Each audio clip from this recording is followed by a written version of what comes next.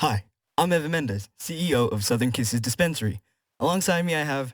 Hey guys, what's up? It's your girl Gisette with Smoke&Notes podcast. Today we have a very special guest, Mr. Ricky Versetti. Hey. What's up, y'all? How you guys doing?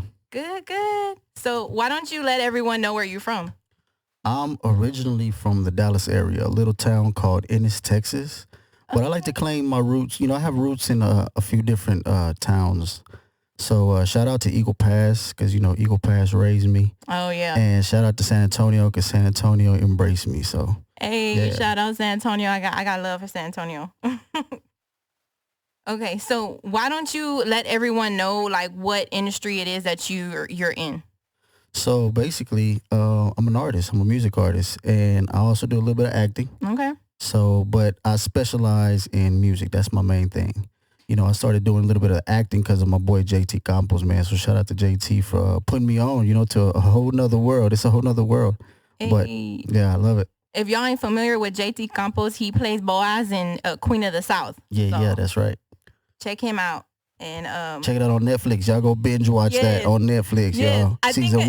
Season 1, 2, and 3. Season 4 should be on there pretty soon. But go ahead and binge watch that, man. Give my boy some residuals. Yeah, I think I watched season 1 and 2, and then life gets you, and then you kind of get caught up. And I haven't finished watching it, but I'm gonna finish watching it now.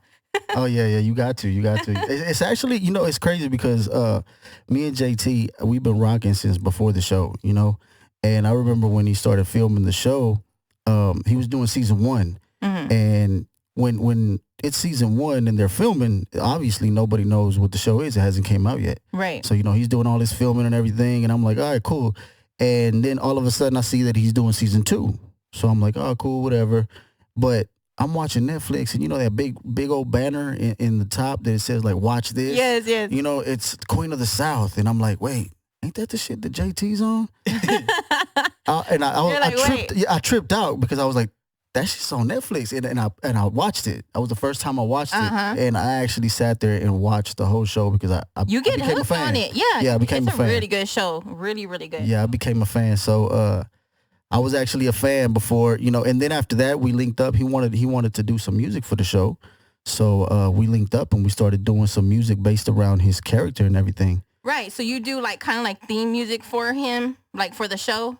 So basically, JT says that I'm like the voice of Boaz, right? So he says that everything that I say in my songs and stuff is kind of how he feels. Okay. And so he really embraced the sound and the music. And we just basically, we've been trying to pitch it to the show. You know what I'm saying? To try to get one of the placements on the show. But it's a lot harder than you think. Yeah. It's just so many channels and hoops that you got to jump through to really get to like the proper people. Yeah. But this new season, season 5, I think that we're gonna get something going. Because I listened to City to City, the one with GT Garza and JT. Oh yeah, shout out to GT. Yeah, he shout out GT. That's my boy. So I listened to that, and it sounds hard. Like I hear him. He kind of introducing the beginning of the song, and then kind of ending it. Yeah. So yeah, they definitely should take a look at that. And yeah, actually, for the show, man, we made a song that's kind of catered around the show, and it features. This is a little secret. Nobody really know this yet, but we're gonna put it out there. It features Big Los. I don't know if you guys are familiar with Big Los, artist. Sounds so familiar. He's an artist out of McAllen. Okay. So this guy has like millions of views on his videos, man. Okay. And so we went out to the Valley, man, and we started working on some music with Big Los. And so we got a song that we think that the show might actually, because it's just so catered to the show. Yeah, it might make the cut. Yeah, and not only that, but like Big Los's music is basically talks about like, cartel type stuff, Right. life on the border. So, I could relate to that too because Eagle Pass is a border town. Right. So, yeah. What's your connection with you and JT? Like, how did you guys meet, or how do you know each other? Or? So me and JT met, I had just gotten out of prison. So I did a little bit of prison time, and I had just came home, and I was kind of really trying to get on my feet, and everything was really rough. I was starting over, turning over a new leaf, trying to get something really going. Right. And I stumbled across an old friend of mine on Facebook, and they pretty much invited me to to meet these guys that were making these independent movies in San Antonio called RMX Studios. So shout out to RMX Studios, man, for, giving your boy the opportunity. Whenever we started working with RMX, I was just doing the music. Right. So, I got one of my songs on the end credits of their movie and everything. And they did a premiere for that movie. They did a premiere at the Josephine Theater in San Antonio. So, they had the red carpet and the limos pulling up and everything. So it was a nice little event. They made a nice little event for their premiere. And JT made a cameo in the movie. And Nice. he wasn't even, Queen of the South wasn't even Around in yet. existence yet. Yeah. Yeah. So he makes a little, but JT's in a lot of stuff, man. He's in Varsity Blues. He's a stunt man. He's originally a stunt man. Right. So he was in the Alamo. He's in the lead of Battle Angel. He's been in a lot of stuff before Queen of the South. Yeah. So the fact that they had him as a cameo was kind of like a big deal. Like, yo, they got JT. He And did Machete too, right? he did Machete. Yeah, he's done a lot of stuff. He's done a lot of stuff. From Dusk Till Dawn. He's done Dusk Till Dawn. So whenever we did the premiere, that's where I was introduced to JT. And the thing with me and JT, man, is it's no secret that we're big weed smoke connoisseurs, and it's just the truth. And we kind of hit it off that way. Yeah. Shout out the cannabis industry. Definitely. Shout out to Cookies and Burner and all them guys out there in Cali, man. They always show us so much love when we come out there. But yeah, that's how we linked up. They put us on, and we kind of had that common thing where we both like to kind of smoke and stuff. And next thing you know, we're having technical difficulties. Difficulties with the Facebook Live over here. Hopefully it stays on.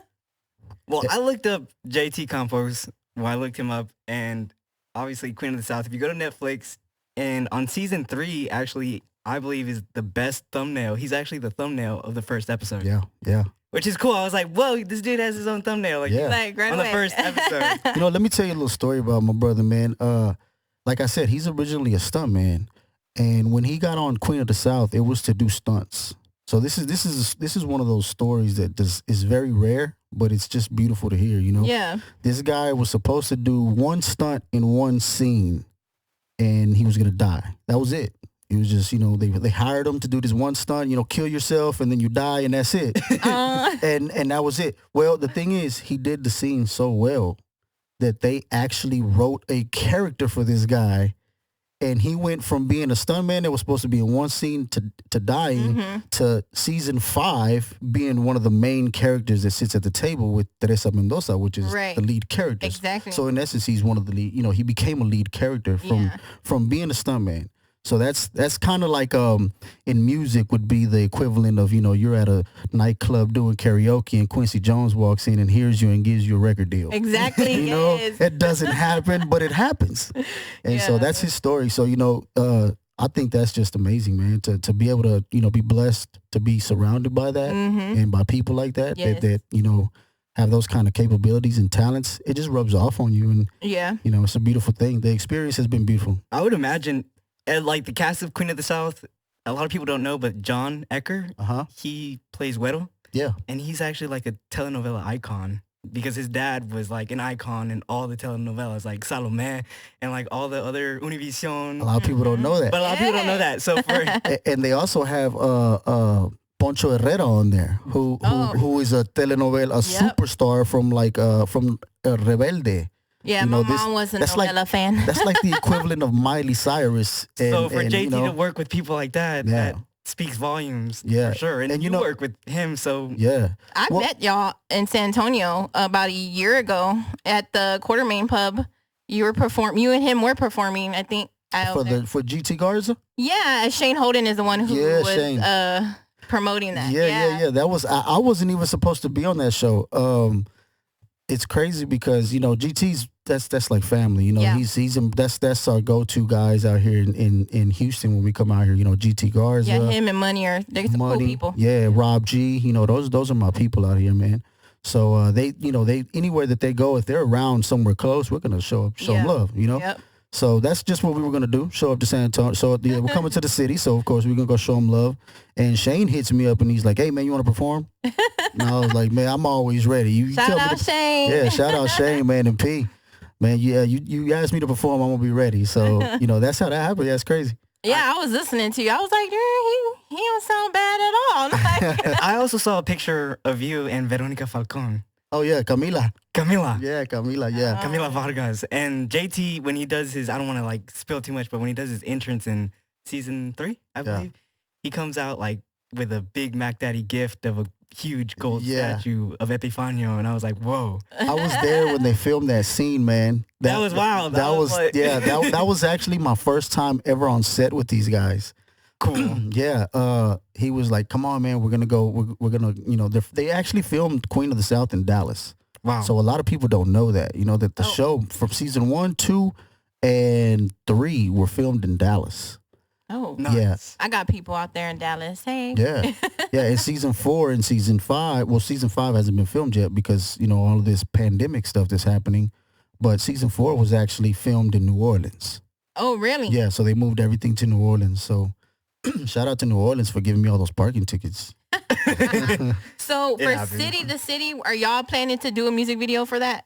Actually, I have a bunch of footage from my different trips to different cities for a video. Is that how you're gonna kind of snip them together? Well, it was, so the original idea was to get GT in the video, right? And GT, of course, we were going to do it and everything, and so we were trying to coordinate that, and then this lockdown happened. Oh, I know. So it kind of scared everybody back into their own little holes. You know what I'm saying? And I don't blame nobody. Yeah. So GT everybody kind of did their thing for a little bit. So we're waiting for everybody to kind of start coming back out to see if we're gonna finish that video. But we do have visuals, for the video. Okay. Yeah, I was looking. I was like, they don't have a video for it yet. No. I actually have footage from Miami when I'm actually in Miami with the guys from Cartel Crew from VH1. Okay. Yeah. So those are our people out there in Miami.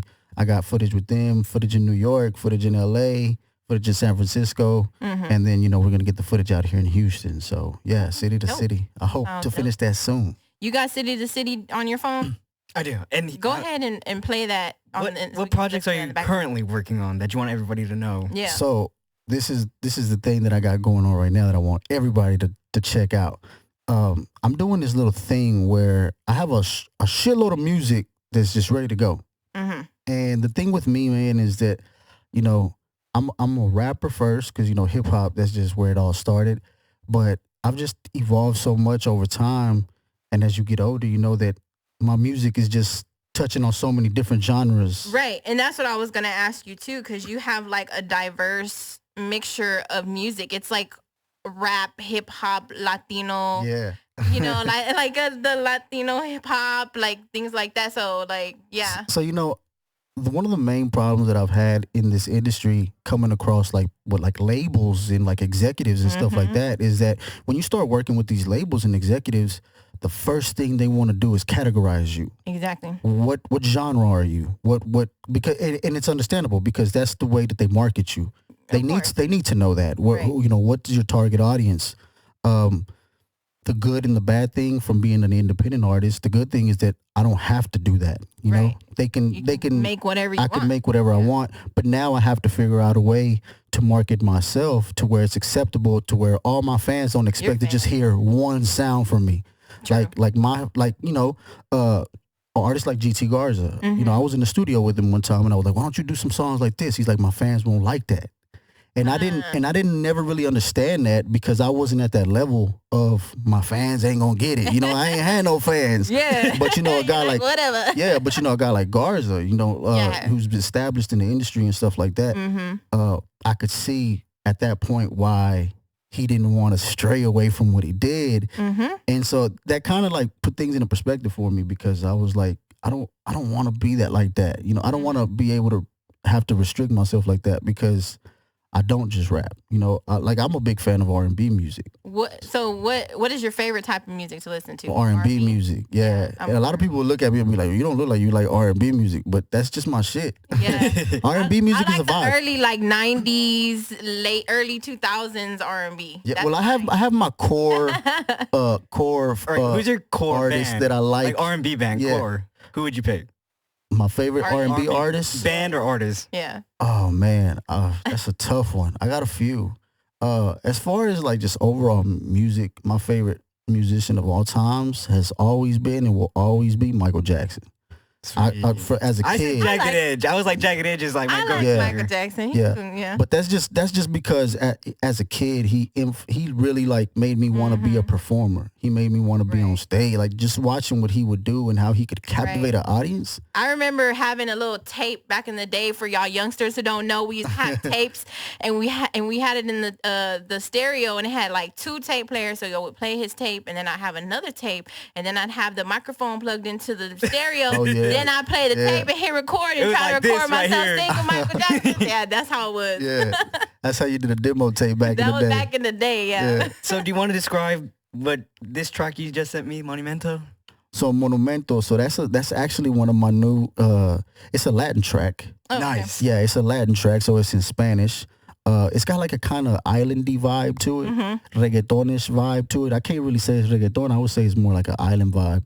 But it's something new that me and Ace One, my producer Ace One, shout out to Ace, man. He makes most of my music for me. Okay. We kind of played around with it, and we were like, let's see what happens, man. And so like, I want to put it out to the world, see what the All world right. thinks. So I'm gonna play it right now. Go for it. We might talk a little over it, but it's okay. It's all good. Ooh, you might want to turn that up. Right there. Cool. Oh, now you can hear the island-y vibe. Yeah. Yeah. momento en que yo te vi, sabía que eras mía. Sin duda tú eres para mí, cambiaste mi vida. That's you singing? Yeah, that's me. Okay. Like I said, we trying a little something different. Esa sonrisa es la que me domina para ti. Y posee inteligencia y es Hey, okay. inteligente. Es See, it's to empower the ladies, we trying to empower the ladies. So obviously there's a vibe with, what you're associated with, especially with Queen of the South. Not just because a lot of the actors are networked with Monterrey or major parts of Mexico, but out here in Houston. So where do you think your biggest fan base is? It's crazy you say that because on the way over here we were just discussing that. All of my analytics and stats across all my platforms say Houston is where most of my fans are at. Okay. So shout out to Houston. I love Houston for that, man. They the ones that play my music the most. So I love you guys. Thank you for that. I'm here in Houston right now. And yeah, man. H-Town. H-Town, baby. What it do? Now, you've obviously discussed a little bit about cannabis, and that the purpose of my role on the show is to educate the public on cannabis. Absolutely. So are you pro or I'm against? pro. I'm pro all the way. Pro. Professional. Hey. How do you feel cannabis influences you in your artistry and creating music? I suffer from very bad anxiety. So cannabis to me is like my go-to. I've never taken pills, whether it be for recreational use or for medicinal use. Right. Pills is just they make me sick. Literally, I start to want to throw up, and the food don't start to sit well. So I don't like pills. But cannabis, man, has always just been my go-to. It helps with just calming. It's calming. Yeah, it for calms me. people's anxiety and stress and Yeah, and it has so many medicinal Oh yeah. effects and benefits that people. I think it's been something that's been demonized.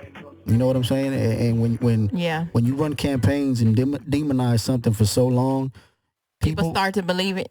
People will believe it, that people will believe it. But yeah, it's definitely not anything that, I don't really drink too much. I rarely drink. So, I haven't had a drink in months. I can say that.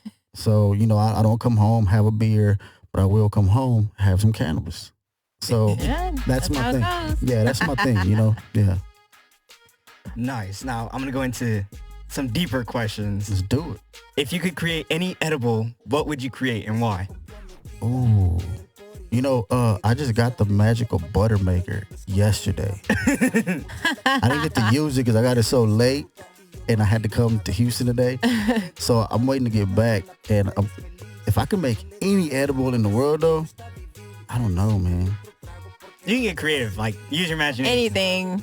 Be We've had Willy Wonka. We've had what? Someone say elote. We've had someone say ice cream. Someone. That's what I was thinking, what is actually. someone Ice cream. I was thinking like some ass, What some is Rocky someone Road. else? I What else just is had it? cannabis cheesecake. Oh, I forgot what else.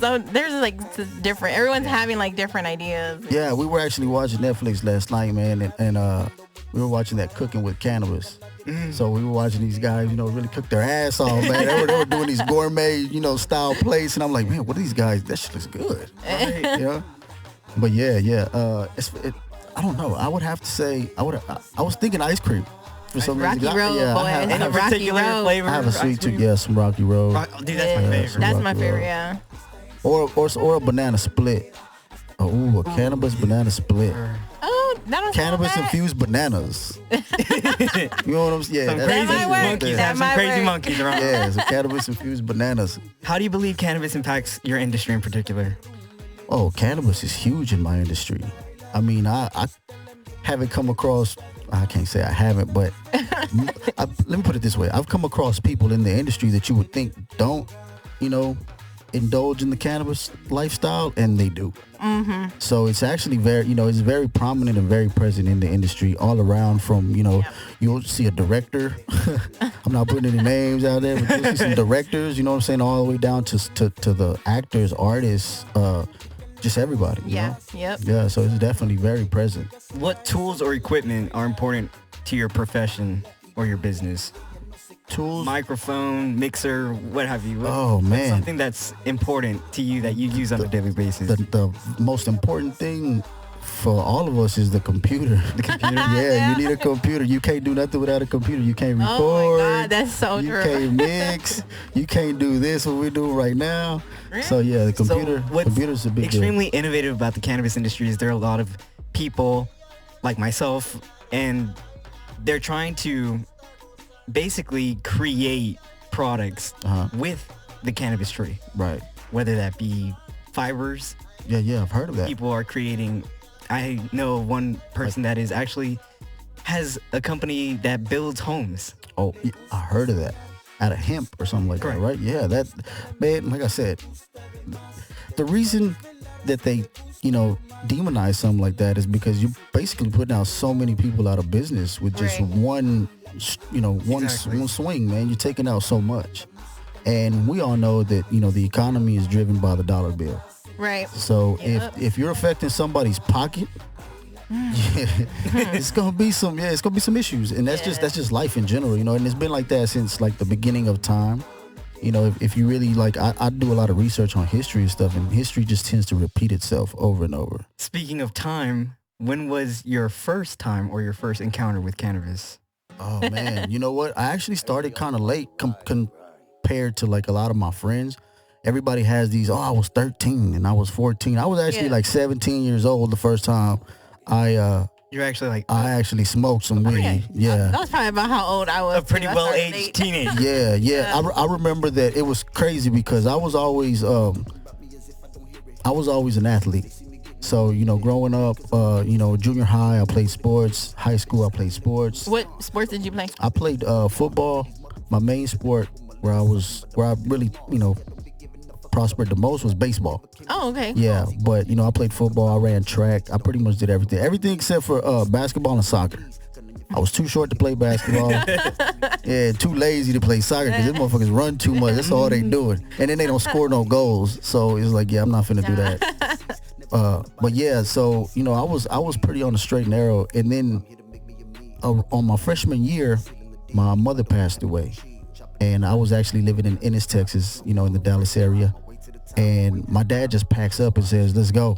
And we moved to Eagle Pass. And so once we get to Eagle Pass, I've driven through there. I've never stopped. let me tell you something about Eagle Pass, man. That's a whole nother world. It's a border town. Oh yeah. And it's predominantly Hispanic. Now it's a little more diverse because of the Border Patrol. You see more different people coming. But when I got there, it was just all Mexicans. Like Yeah. straight up, like not even exact, like it was just all Mexicans. And I was still, on the straight and narrow, but I remember witnessing something in the locker room for the very first time that kind of tripped me out, you know? Oh, snaps. Yeah, no, I had never been around drugs really. Like my friends were all like me, you know, we were still young. We were all kind of, you know, athletes, and we were just good kids. And I'm here in the locker room, man, and I see our star running back snorting some cocaine. What the? Yeah, in the locker room, man. And I'm just like, oh shit. Is this and I remember at first I was so naive about it, man, that I didn't even believe what I was like, he's just bullshitting. But that dude wasn't bullshitting. You're like, You know, oh shit. yeah, and then I see somebody else. Not baby powder. Yeah, you know, that's not sugar powder, man. You're tripping over here. And after that, I started to be exposed to a whole nother world. Like the border, you know, so much comes through the border, and you know, you have so much that goes on the border. Yep. And it leaks over, you know. And so I remember that my friend comes running out across the yard. I'm sitting in the car waiting to leave, and he's got this bag of weed, and he's waving, and he's like, we're gonna get high today, we're gonna get high today. And I was like all nervous and shit, like, I don't know, bro, I don't know. He's like, man, it's just weed. You gonna get me in trouble? And I was like, I don't know, bro. And then next thing you know, we went to Mexico, and we drove into these woods. We call it the monte. We went into the monte, into the woods, and we were just out there in the woods with some friends, and he rolled this ugly ass joint, the ugliest joint I had ever seen. That shit sounded like one of them baby rattles, like it's all loose and shit. Loose. Yeah, but we smoked it, and I got so high, I remember, and ever since then, yeah, it was a wrap after that. Hey. Yeah, it was a wrap. Say I was hooked. Yeah, I mean, you know, it was a gradual process. Right. It started off with I would only smoke with the homeboys when the homeboys had it, and then they started complaining like, you ain't never put no money in on it. And I was like, yeah, you're right. And then I start putting money in on it, and I don't want to share with them. Share my You know, like, well, shit, I want to either. smoke this myself. And that's how it started, man. And yeah, now it's like, that's my thing. So now you have, you created Versetti Entertainment. Why don't you tell us about that? Like, what is Versetti Entertainment? So Versetti Entertainment basically is, I'm like 100% completely independent. Like everything I do. Literally. You know, I don't have any investors. I don't have any record labels putting up anything. Right. Everything you see come from me has literally come from, you know, my own blood, sweat, and tears. Yeah. And so I take pride in that. Yeah. And I think that's the best thing to do. yeah. Yeah. And so once you start doing stuff like that, you start to come across the business side of things. And you got to kind of break everything off into, like, you know, you got a record label, you got a media company, you got this, you got that. And so I created Versetti Entertainment kind of as an umbrella.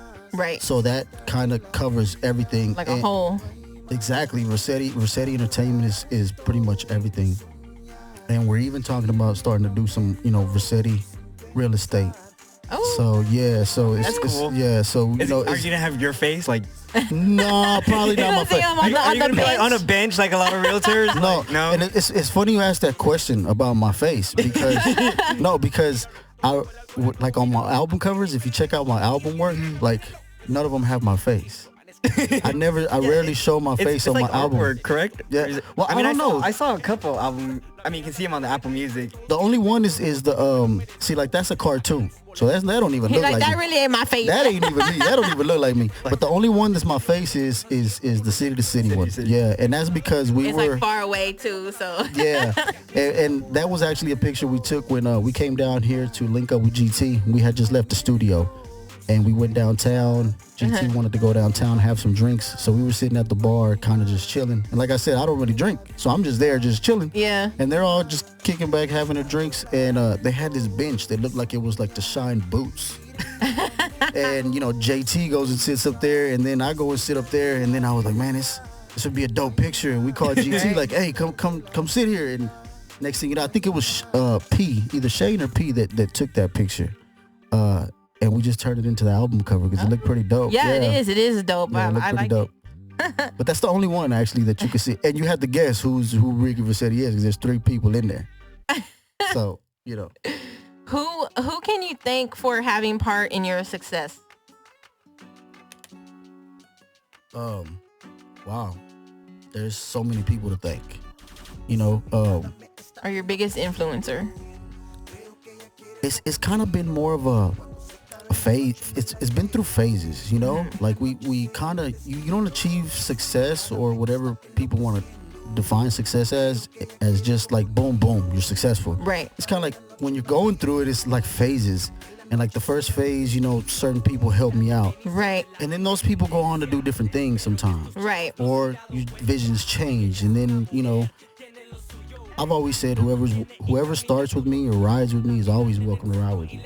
But sometimes those people just, we want to go do this now. And it's like, no doubt, you know, go do that. And then you start another phase. And then from there, you know, like here, everything that we've been doing recently, you know, has been, you know, thanks to my brother JT. You know, me and JT linked up, and the thing when me and JT linked up, it was like we could attack everything from so many different angles.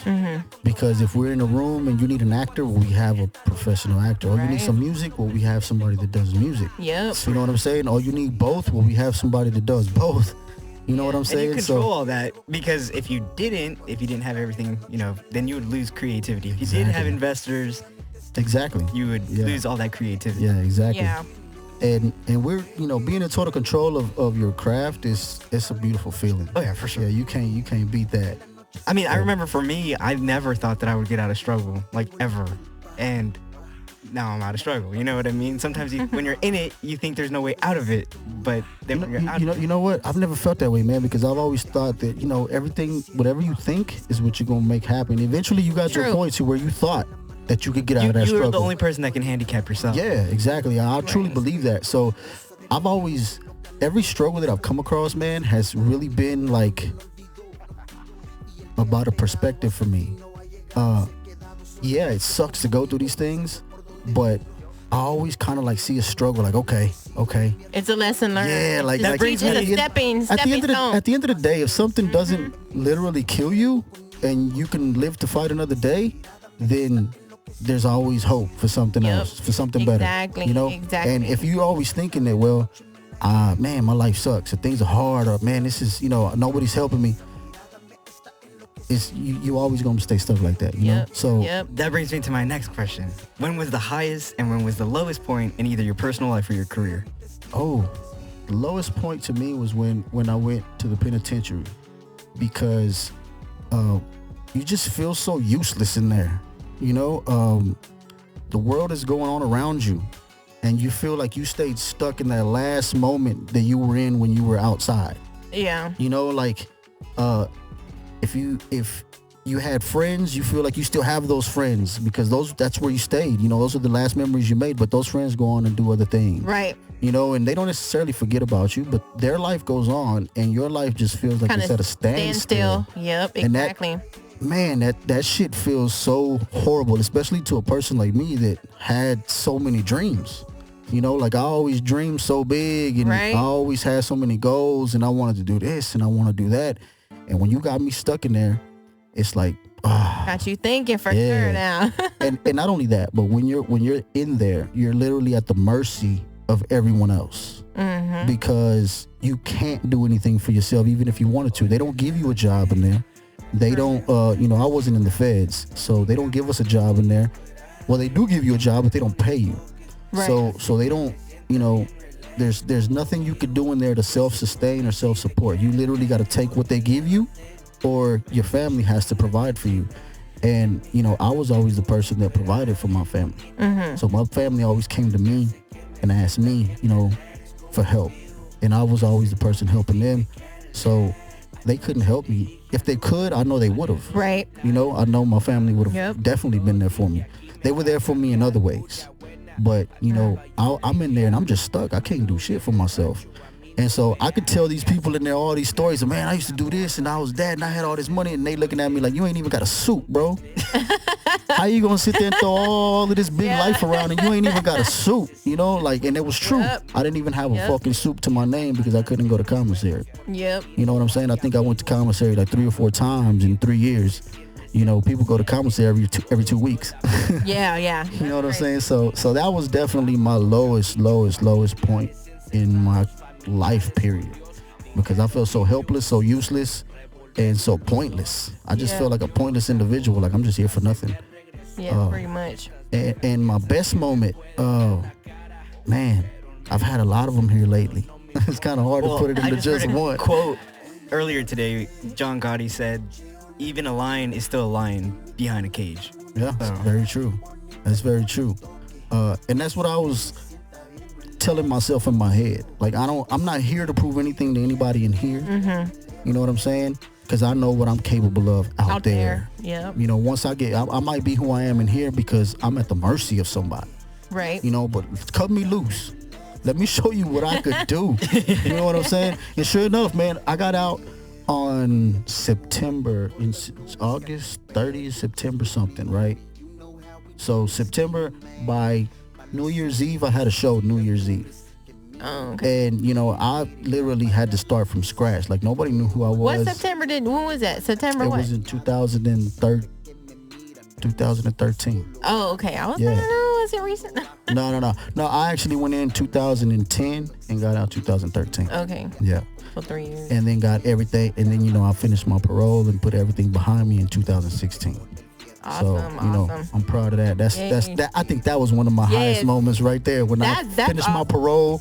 And I remember walking into my last parole meeting, and the guy's like, "Well, this is your last meeting." I'm like, "Yeah," and he's like, "All right, cool, you're done." And I'm like, "That's it?"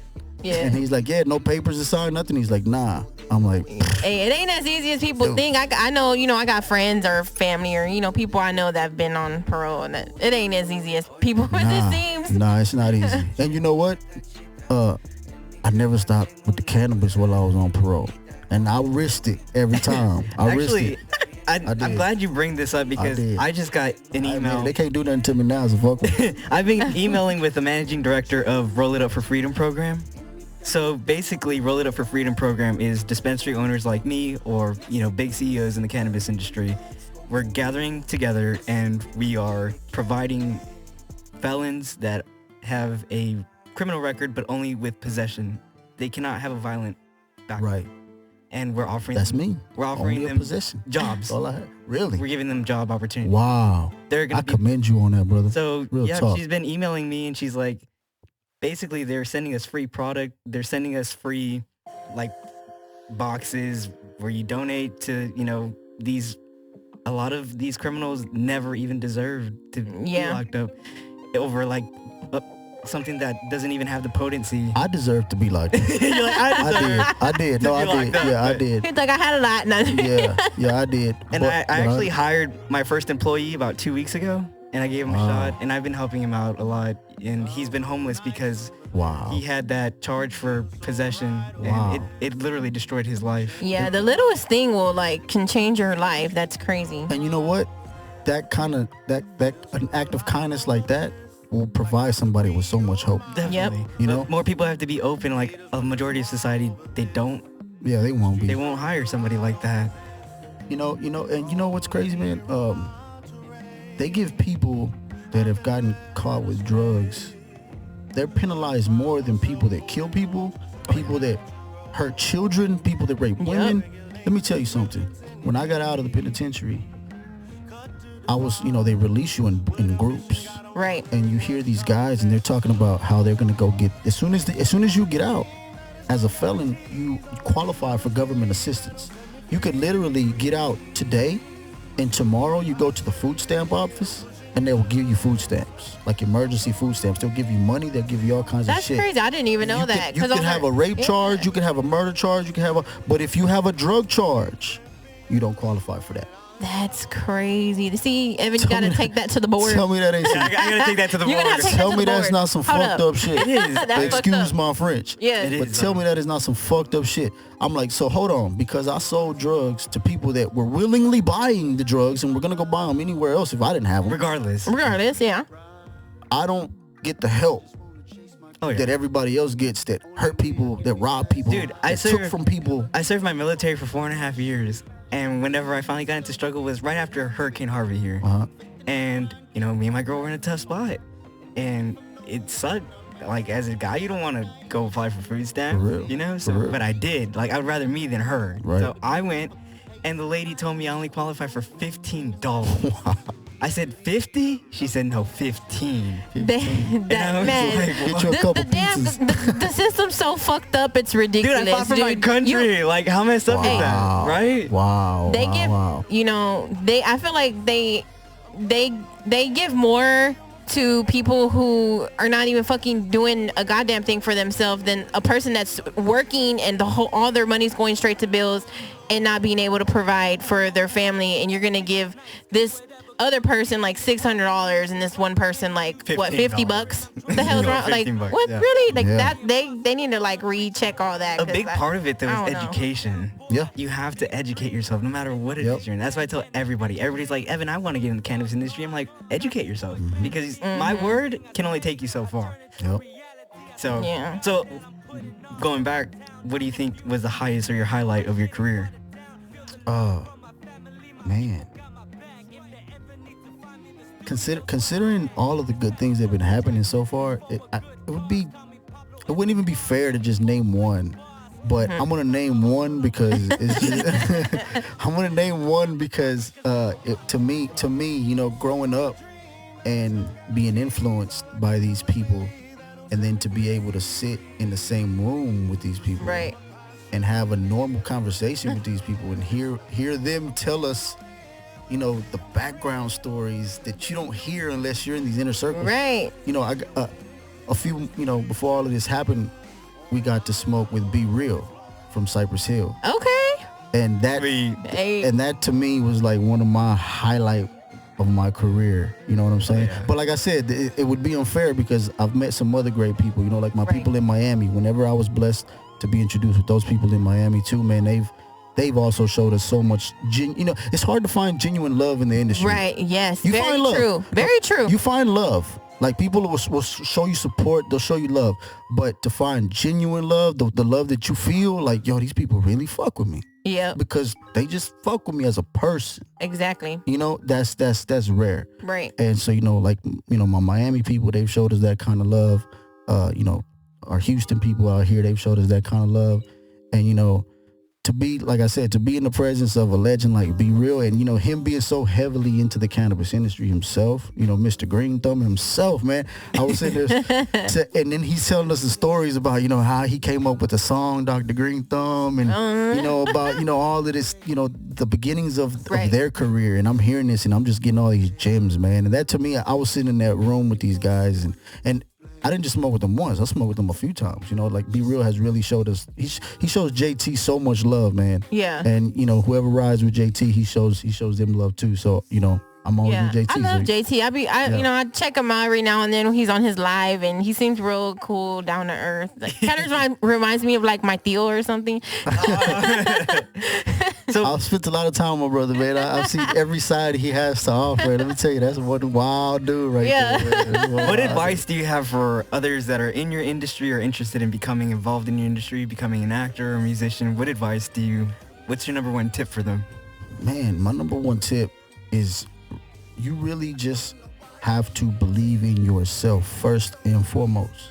Right. And I don't mean believe in yourself on some, yeah, I'm good, I'm dope. No, I mean believe in yourself to the point to where you're willing to put your last dollar into yourself because you know that's going to bring you something back.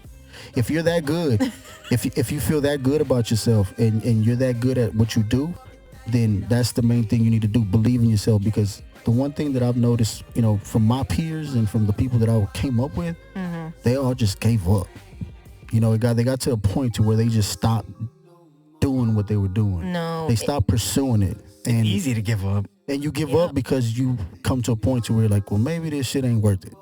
I've questioned myself that way many times. Right. You know, and is this shit worth it? You know, because, man, y'all get to see all the pretty stuff. You know, like y'all get to see the pretty pictures on Instagram. Right. And y'all get to see the nice videos, and y'all get to hear all the finished polished People don't get product. to see behind the scenes. What's Let going me on. tell you a little story, right?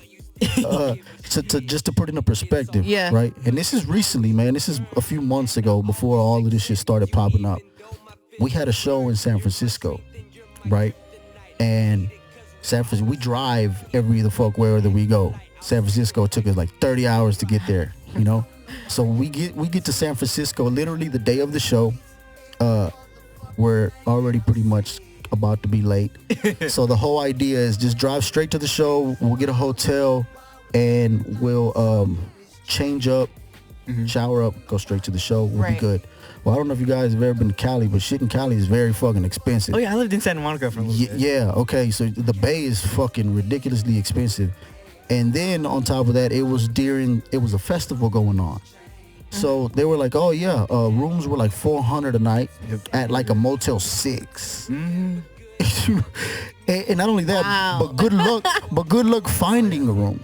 So they were like, there's if you could find one, it's gonna be about $400, but there's no rooms anywhere. Wow. So we have to make friends out there. Yeah.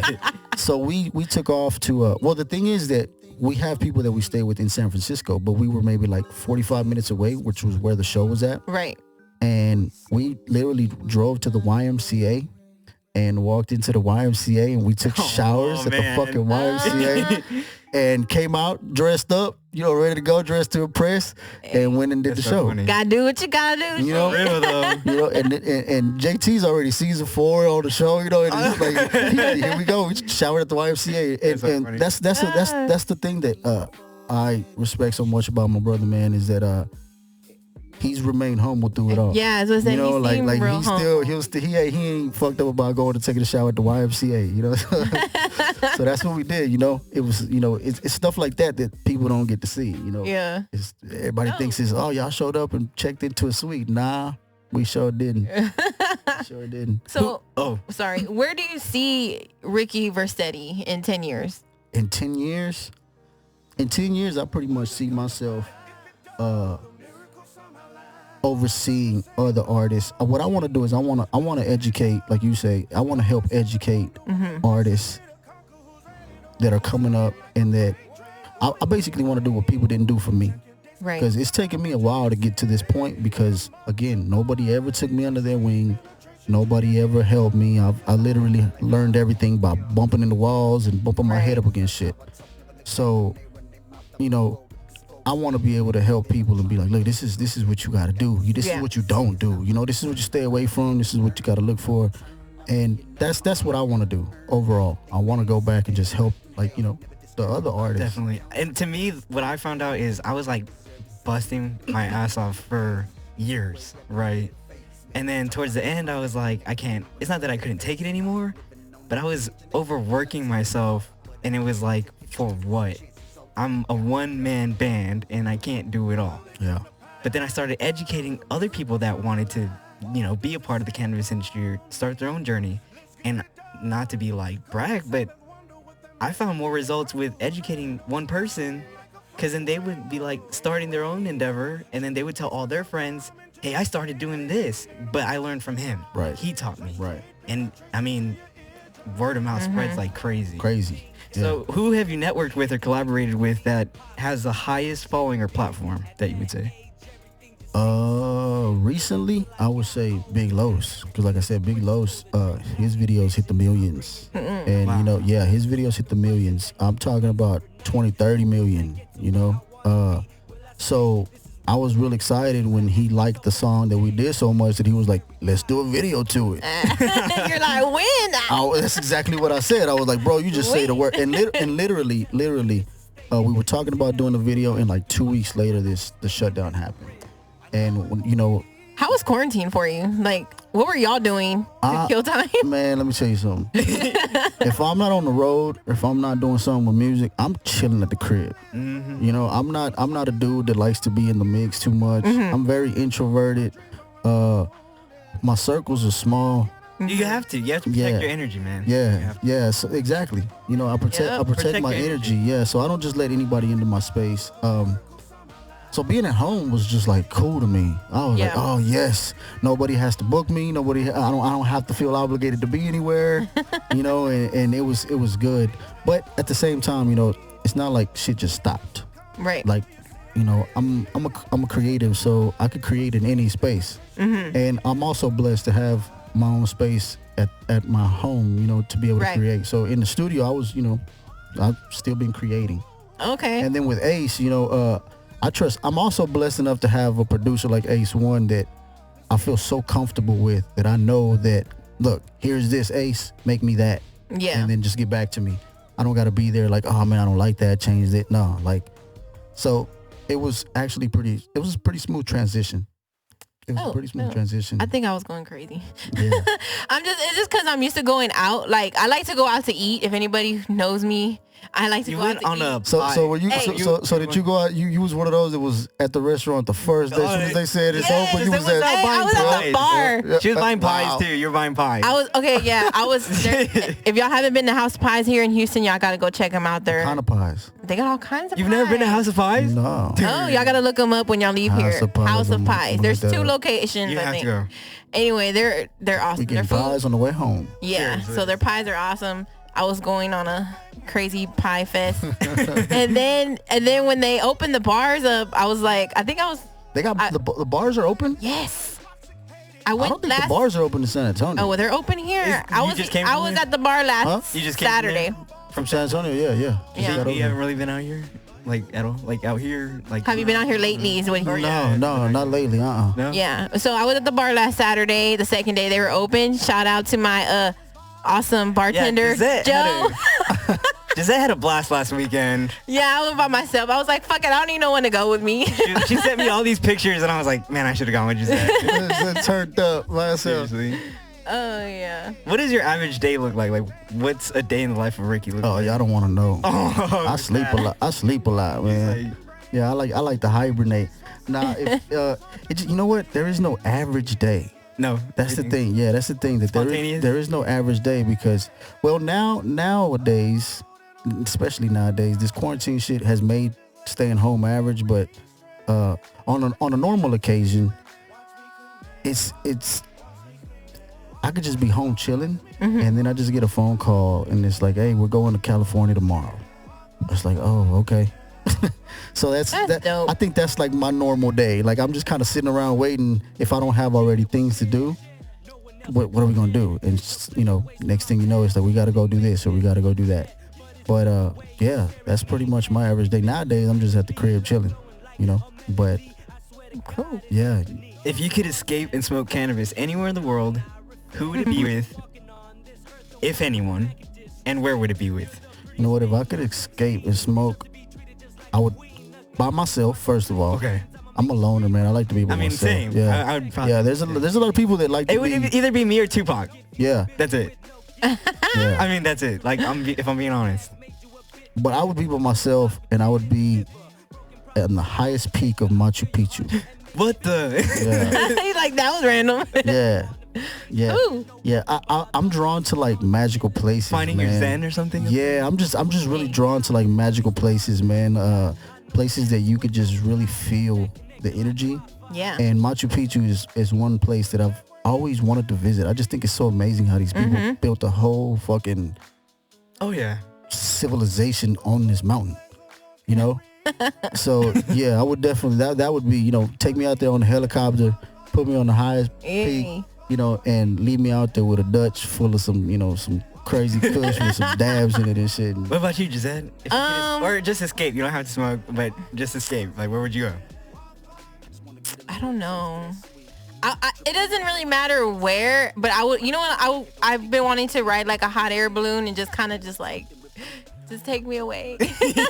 You got to see that hot air balloon movie. There's a hot air balloon movie. I forgot the name, but you might not think the same way after you see that movie. Okay. Do people die on them or something? They damn near die on it. No, I don't want to see it. Never mind. They get caught in a storm and shit. It's just crazy. I was like, okay, damn. never mind. Yeah, so that's funny. I'll let you know next time. Yeah. No. And so where can if people are trying to find you on social media wise, where can they find you? Man, they can find me. I'm pretty much on all social medias. YouTube, Facebook, Instagram, Twitter. What else is there? And you're also what I don't have? I don't have a TikTok. You're on all audio platforms as well. Yeah, my music is on TikTok. So if y'all have a TikTok, go make a dance in my music. Look up Ricky Versetti on TikTok. Y'all better use that. Yeah, but everything is at Ricky Versetti. Facebook at Ricky Versetti, Instagram, at Ricky Versetti, and same thing on Twitter. And yeah, that's where y'all can find me. Dope. Okay, well, let's see. I usually bring one for my guests. So I brought you One of our podcast T-shirts, though. Oh, dope. Smoke&Notes. Smoke&Notes. Nice. And I brought you some cannabis, so Oh, my brother. I love it. so here you go. You can open it up. That one's called Texas Dream. Texas Dream. Yep, and there's a little sample in there too. Should I do this on film? I want to see his reaction. I remember Mac's reaction. Oh yeah, right. That was funny. Hey. That's what is that? Yeah. Soap, right? Yep. That's a soap, bar soap. Cannabis. Southern Kisses Dispensary. Yep, you That's can your check us spot? out. Yep, that's my dispensary. So you can look it up on Facebook. Nice. I appreciate this. And open up and smell it. Oh, Check it out. Open up and smell it. He's like, I want you to smell it. I want It's you to dope. smell it. what is this, a gummy? No, it's a soap. It's Looks a like sample gummy. of the soap. Don't eat it. It's not a Tide Pod or I anything. was going to eat this one. What is this one, a soap too? Yeah, it's the bigger bar of it. Nice. So yeah. Oh, this is the bigger version. Okay. Yeah, it's just a bigger version of that. Good. Yep, it's citrus, and every strain has its own, benefits and whatnot. But that's my formula. I've created that cannabis formula myself. Nice. Congratulations. And it comes from one of the very first trees grown in the Houston area. Nice. Researched and grown. So I have a question for you. Go for it. If you have any questions for me and Gisette, we're Right? good. Yeah. I have a question for you. Go for it. How has it been, being in the cannabis industry in Texas? It changed my life. Yeah. I started off about Has it been 2.5 difficult? years ago. Dealing with the people, trying to get everything off the I ground? think what was difficult was the money and being very young and not knowing how to handle that. Right. Like not knowing how to handle the success that came with it. Right. Because I don't think I was ready for it. I think I was more Right. blindsided by it because That's a good blind side, though. we started out, it was a good problem to be in, but also like you got to realize that finances and personal life, like your personal life takes a toll. But I started off with hemp, which now even some people are still freaked out about hemp. Right. Like they don't want to ingest it or put it in their body, like they freak. Right. So that's what I started off with. So to me now that's child's play. Like now I'm dealing with all types of different strains of the whole leaf, Right. not just CBD. And right now CBD is the craze here, but what people don't understand is that's only one molecule of like hundreds of molecules that the plant contains. Yeah, exactly. So that formula right there contains every single molecule of the cannabis leaf, every single one. So what like are the effects of this? Like, does this like relax you? Or Every single is that what it- molecule has different effects, and that contains, like I said, All every of single them? one. That's why people use the phrase full spectrum, but it can be deceiving when it comes to marketing. Right. Just because it says full spectrum, it's a lot of people, it's full spectrum CBD. That Right. means it's a full amount of CBD. Right. Pretty much will relax you. But this Yeah. is literally, this comes from an organic root of a cannabis tree, this formula. And Interesting. the tree is a hybrid of both sativa and indica. Right. So yeah, you get the full throttle get effect. with All of that. it. Yeah. And if you just look up there's like CBN, I mean, I can't name off the top of my head, even myself when I research and do my research with all of them, one molecule helps with the pain of cancer. Right. Wow. So there's so many things that each molecule does. You just gotta do your research. I'm gonna go home and take a shower. So like that's what you gotta think about. Like you gotta think about it. Like people, like I started off with hemp. That's just baby plant, pretty Right. much. And that's what I started doing. I incorporated it with pet treats because at the time it was illegal for humans to consume it. So the pet treat thing just like boom, it like hit the fan, Took off. like real Wow. fast. And then I was real young. That was like 2.5 years ago. And I'm 28 now. Right. So now going through everything I've gone through, I'm not that wise. Like I'm still a nerd, We're and still learning. and I'm still young, and I have a friend like Gisette that helps me out, with advice and stuff like that, and I Right. have my family.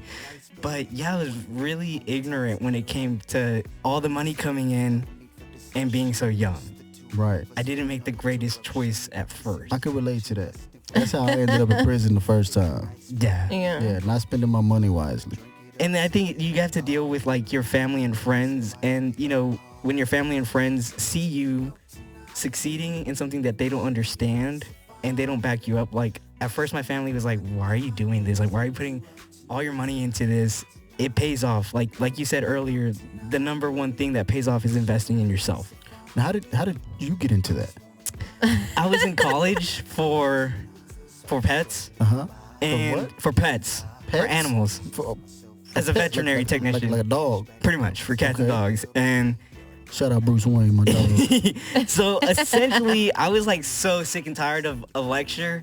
And I was like, dude, this is dumb. Like, it was a lecture on products, like grooming products, and I'm sure Gisette understands some of the grooming. People who don't know my day job, I work at a vet office, and I do grooming and vet tech for them. So, yeah. But I got so sick of the lecture. Like, I was like, this is dumb. Like, why didn't somebody just create something like that? Like, I was sick and tired of it. So it was like a grooming lecture. Like, some of the products are dumb.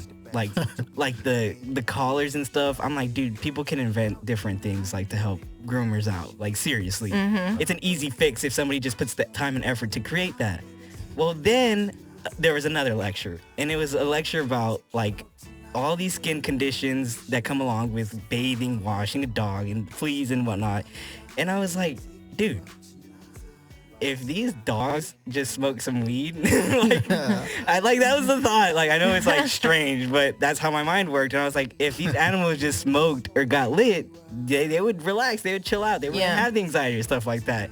And my girlfriend at the time, she was a baker. Like, she baked. Right. So I was like, I think I figured it out. Like, let's just put some, hemp in treats or whatever. So that's what we did. We put the hemp into dog treats. She would bake the dog treats. And then we would go to all these farmer markets around Texas. We've gone everywhere. Dallas, USBR, dog shows, all kinds of dog shows, farmers markets here in Houston. We were in a juice bar out here on the north side that sold our pet treats, and it took off like crazy. But mind you, we were very, very young. Yeah. And that's what I'm saying. Like, all the money came in, and I don't think I made the right choice, at all. Like, I mean, now it happens though. It's a learning experience. Yes, it does. Yes. And then whenever, we split apart because I was very ignorant. We were both very ignorant with money. And I don't think we were ignorant. We were just really young.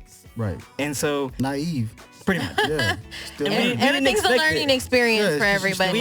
We didn't expect it at all. But basically, after that, I think when I branched off on my own, it was like, okay, brother, like, you got to make things right in your life. Yeah. When the money comes around this time, don't make the same mistake the first time. Like, my family in the beginning, family and friends would be like, hey, can you help me out with money and stuff like that? And I think that's what caused a lot of tension. And I was very greedy. I was like, no, like, I fucking busted my ass off for this. You do the same. Yeah. But now I realize, like, I can't be like that. You know, like... gotta stay humble. Yeah, you have to remain humble. Yeah. And now this time around, I branched myself off. I created my own. This is my own. This is all me. Like 100% me. Nice. No 50-50. This is all me. You, yeah. And now, dude, the Evan, like, right? The Evan you met is not the Evan you're seeing right now. Like the Evan, like, no, mind you, I'm still a nerd. Like, I've been a nerd since, like, since existence. But I mean, my very first toy was a Buzz Lightyear. And I always thought I was gonna become an astronaut. I'm more of a Woody kind of guy. Yeah, I can see that. But yeah, so I always thought I was gonna be like, I've always been into science, like Bill Nye the Science Guy, like nerdy. Yeah. We'll see. I'm pretty nerdy too.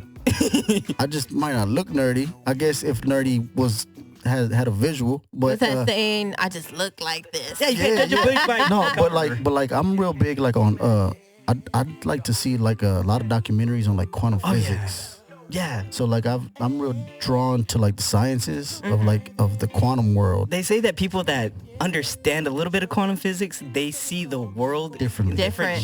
Very different. That other people, like, you can see shapes in people in life. You can see shapes that other people can't see. Yeah. Crazy. Yeah. The thing with the quantum world is that things you have physics. Most people, I was one of them. I was in school and I had no idea what the word physics meant. It just meant like, oh, those are the nerdy people taking the smart people to take the pre-AP classes and shit. They don't want to put me in physics. I kind of wish I would have went through the thing with school is that they always want to teach you like the whole math part of shit, and like I'm not good that we're not gonna ever use. Yeah, And like I'm not good with like the whole formulas and the maths and shit. Right. I'm more into like the philosophies of the science because in the quantum world, everything is basically theoretical because you can't prove nothing in the quantum world. Right. But the thing is, you can run multiple tests over and over and over, and you'll get the same result, but you still can't figure out how the fuck The you people did that. or the philosophers that came up with a lot of these philosophies and, quantum physics, they gave up teaching people.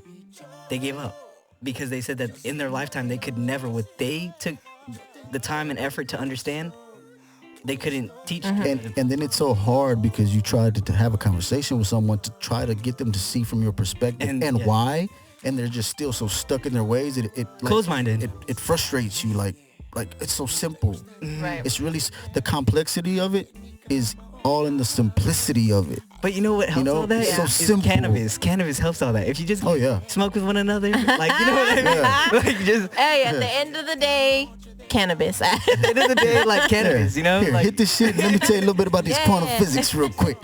You're gonna like it. All right. Well, tell everyone again where they can find you. Instagram, Ricky Versetti. YouTube, Ricky Versetti. Go subscribe to all of my stuff. Follow my stuff. Let me tell you a little something about the project that I got coming up though. Go ahead. I didn't get to tell y'all. It's called the Music Box. So what I'm gonna do is I know you say you're a nerd. You call yourself a self-proclaimed nerd, right? So do you go to Comic-Cons? You can't be a nerd if you don't go to Comic-Cons, bro. Your nerd card has been they revoked. creep me out. They creep me out because I know people have fetishes with those things, and I'm just, my grandma raised me right. Your nerd card has been revoked. No. A lot of people have fetishes, like weird sexual fetishes at those things, and I'm not Really? gonna be a part of it. Okay. Well, I don't know. I didn't see that part of it. Yeah, they dress up and do stuff. They do dress up. Yeah, No, I do but see they that. do other stuff. Well, so I don't know. Okay, Not at the well, cons though. They don't do it at the cons. No, Well, see, they do stuff. the reason I say that, It's like, no. the reason I say the Comic Cons is because we were actually hired to do some work at the Comic Cons, and we actually got to work with Marky Ramone from the Ramones. Man, that was so cool. We got to work with Bam Margera. From, I love Bam. So I drove Bam around in the car with me, man. Let me tell you, Bam is not like you see him on TV. It's it's Dude, the a last totally time I different seen guy. him on TV, I was like a teenager. Yeah, this dude is Like, to like be honest with you, on MTV, but yeah, but so when I was at the cons, I saw that they would sell these boxes, right? And it was like $20 for this box, and it's called a mystery box. Oh yeah. And I was like, what the hell what's in it? And they were like, well, it's a mystery. That's right. I'm like, so you want me to give you $20 and I don't know what I'm gonna get? And they were like, yeah, basically. So, but people were like buying up these boxes, man. And I was like, what is in them boxes? Like, let me see what you got. And they get like a stickers and shirt and stuff like that, different little stuff. Yeah. Which I thought was really cool. So, how I was telling you guys that my music is so diverse, so different, Yes. so diverse. So right now I have a full catalog of songs, and it's like I can't put this City to City with Monumento, right? Right. Because City to City is a straight rap song, and Monumento is more of an islandy, Latin, urban type of sound. Right. So usually most artists would say, well, I'm going to put this on my reggaeton project, and I'm going to put this on my rap project, which is what I was going to do. I was originally going to say, okay, well, I'm going to do a hip-hop project, and then I'm going to do a R&B project, and then I'm going to do a Latin project. Well, that kind of all went out the window with the little mystery box thing. But my whole thing is called the Music Box. So I'm working on the artwork right now. Okay. And it's basically going to be it's going to be the same artwork. I'm going to release a series of singles, and they're all going to be under the Music Box. And it's like the same thing. You open the Music Box, you never know what you're going to get. You know what I'm saying? So Smart idea. but it's so it's in the way that I'm tying it all together. It's going to be the same album, the same artwork, except for each song, it'll say the title of that song. Right. But considering it's the Music Box, you don't know if it's going to be in Spanish, might be in English, it might be hip hop, it might be R&B. So that's what I got going on right now. So real soon, you guys follow me on all my social medias, and real soon I'm going to start releasing my first single. I got some music with Big Gemini coming out. what I the? love him. I haven't heard something from him for like years. Yeah, well, Big Jim is part of we got this little like team going on right now, where we're working with different artists, and we're writing for them, because I do a lot of writing for different people too. Oh, really? Yeah, so I've written for like DJ Kane and I've written for like a few other artists. Okay. You know, yeah. So we started this team where we got Ace One producing, and it's me, Big Gemini, Sosa from Sosa and Tone, and my boy Adrian. He's basically the business. So Right. Adrian is the business guy. He's the guy who's going out and shopping all the music. But we're working on some stuff with Big Jim to do some placements for like some movies and stuff like that. What the- Yeah. So that's Sweet. How do you cast people for this? Do you put a website out for them, or like do you just like people like you just like, oh, are you interested? as far as what we're not making the movies. No, but like I guess how do you like connect Features, or based- yeah, how do you or get like your- connect people? Oh, like man. with these projects, like how can people, if they're interested on helping you out with a project, what's the best way for them to reach out to you? They can reach out to me directly, man. Okay. A lot of people don't want to reach out directly for some reason. If you just reach out to me, It's I'm either always going to be a yes or a no. yeah. That's what I said. I'm just going to ask him. If he says yes or no, then okay. Yeah, I've gotten that. Yeah. Like people have said, "Hey, let's do some music." I'm like, "Yeah, let's do it." Oh man, I didn't really want to ask you, or they hesitate, and I was like, "Why? Just ask me." Like I'm not. The thing with me is like right now, like honestly, like there's a lot of artists that charge for like features and stuff. Oh, like yeah. like me, like I really don't charge for features. I can. But Right. I enjoy working with people, and the thing is I gotta like it. that's the thing. Yeah. So it's like I gotta like it. If I don't like it, then I'm Most likely might just not do it. Yeah. Yeah, unless you pay me a whole lot of money that you probably don't want to pay. So Yeah. that's the game. That's the truth, guys. If I overcharge you for a feature, it's probably because I don't like the song. I don't want to be on it. That's just me being 100% real. But yeah, like that's what it is. A lot of people just hit me up. Y'all want to do something? Y'all want to work with something? Just hit me up.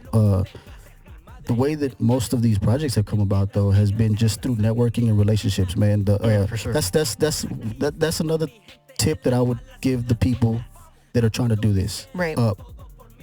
Before you really work on your music so much, establish your relationships. Relationships in this industry are everything. Yes. Your reputation, like my dad tells me, The Incredibles, the movie The Incredibles, Yeah. where they say your identity is everything. Yeah, That's what my dad told me. He's like, It's your true. identity is everything. Your It's true. reputation is everything. it's the truth. You have to always do the right thing, even though the people around you might not be doing the right That's thing. the truth. You have to do the Yep. right thing for yourself. Yeah, Yep. it's the truth. That's a formula for success right there in the song. Mm. You do the right thing, man. Good things are gonna happen to you. Yeah, there's people that do bad things and they still have good things happen to them. But Yeah, karma always comes around. but Don't you know, forget that. But you know what? It's really about what you can live with, man. Some of us can live with more than others. So if you can live with it and it's not as bad to you, then by all means. But yeah, definitely follow your Right. heart. And yeah, if you guys want to do this music stuff and this, entertainment business, the main Yep. thing is your relationships. That's what's gotten me to where I'm at right now. Right.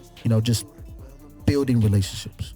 Yeah, pretty much. That's me. Same thing. Just building relationships with people that I've met over the past year and a half. And I mean, I've just been blessed so far to even have like people even be willing to even come and do the interviews and things like that with us.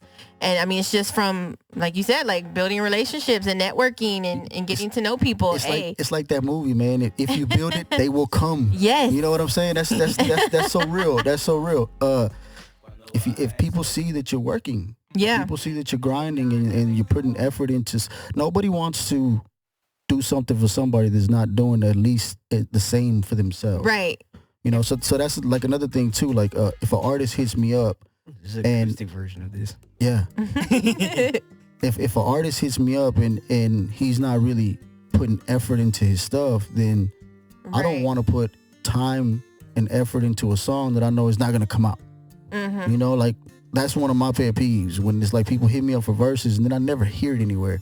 It's like, well, I'm just gonna use that verse somewhere else then, because sometimes I might like it. So it's like, well, I'm gonna just reuse it. Shit, I'll just keep it. Yeah, but yeah, that's a thing right there. Dope. Okay. Well, you guys can find me at on Instagram at your one shorty J, and you can follow Evan on. Southern Kisses Dispensary on Facebook. All right, and then make sure everyone y'all follow Ricky Versetti. Versetti.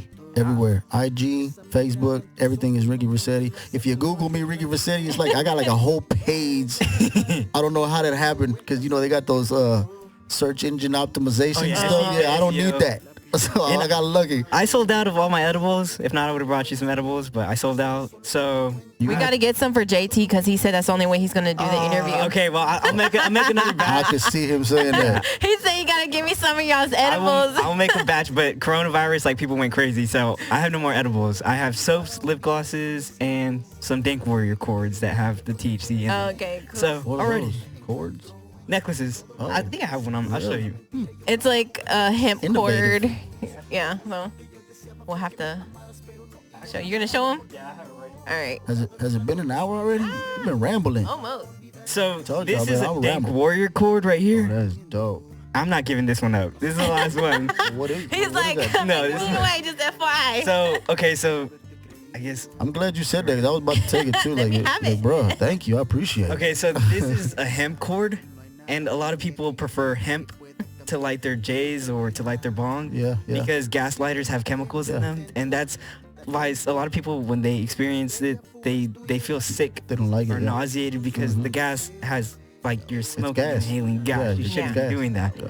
So with this, you avoid all risk of inhaling any chemicals. You light the hemp cord, then you light your J or you light your whatever, and then so it's a necklace and it adjusts down to a bracelet. You can adjust these two notches down. What's in there? He said, what's in there? So What kind of elixir is that? Is that a potion? It's the formula. This The is the formula. formula. Oh, that's the formula. Yeah, you can take a We look at it. can't- All right, Plankton. We can't give y'all the quantum physics on that, y'all. You can take a look at it. So that one's the peppermint, and then the other one I had was strawberry champagne, but that's pure cannabis. That is right there, then? Yep. You can eat that? You can put it on anything. The strawberry champagne, this lady, she put it on top of her vanilla ice cream. Oh, she's smart. So, yeah, you can put it on anything. I mean, like, you can put it on top of your balsamic vinaigrette salad or berry salad or You can put it whatever you inside of your blunt. You can put it on. You can do whatever you want with this. Yeah, people I got hope this crazy. ain't a PG show, because No, this is No, not no, a no. PG. Just that it fixes the settings on YouTube. and Okay. whatnot. Yeah. But yeah, so this is the Dank Warrior Cord. This. yeah, that's really dope. All right. That's really dope. Okay, guys. Well, Peace out. thank you guys for tuning in to Smoke and Notes. We'll check us out next week. Peace out, y'all.